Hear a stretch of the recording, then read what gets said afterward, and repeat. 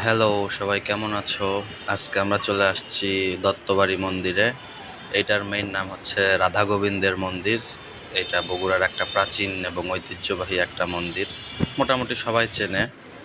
সবাইকে দত্তবাড়ি মন্দির বললেই দেখিয়ে দিবে যে এটা মন্দিরের ভেতরের প্লেস। কনস্ট্রাকশনের কাজ চলতেছে, ওপরে খুব সম্ভবত ছাদ ঢালাই করবে। অনেক প্রাচীন একটা মন্দির। সো এটার কারুকার্যগুলো অনেক প্রাচীন এবং অনেক পুরাতন। এখানে অনেকগুলা বিগ্রহ রয়েছে। এই যে এটা কালী ঠাকুর, যে এখানে অনেকগুলা রাসের বুড়ি দেখা যাচ্ছে, যেখানে কৃষ্ণ আছে, রাধা আছে, যেখানে একটা দোলনা আছে। এটা হচ্ছে এটা গোপালের দোলনা। আমি ওই দোলনাতে দোল দিছিলাম। এই যে এটা মন্দিরের প্লেস। এই যে অপূর্বা দাঁড়ায় আছে, যেখানে ইট রাখা আছে। এখানে দুর্গাপূজার সময় অনেক কাঠামো তৈরি করে। যে এখানে নতুন একটা বানাইছে মন্দির।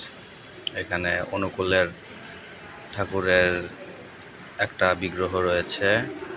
এগুলো সব নতুন টাইলস করা। আমি অনেক দিন পরে গেছিলাম, দেখি সব নতুন করে ফেলছে।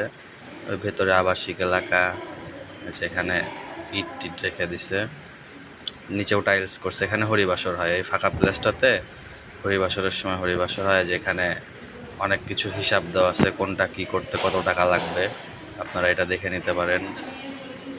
যে এটা দান বক্স, যে এটা কালী ঠাকুর।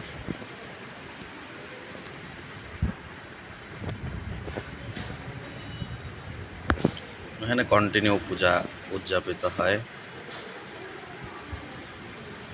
আমরাও যাই মাঝে মাঝে প্রসাদ খাওয়ার জন্য।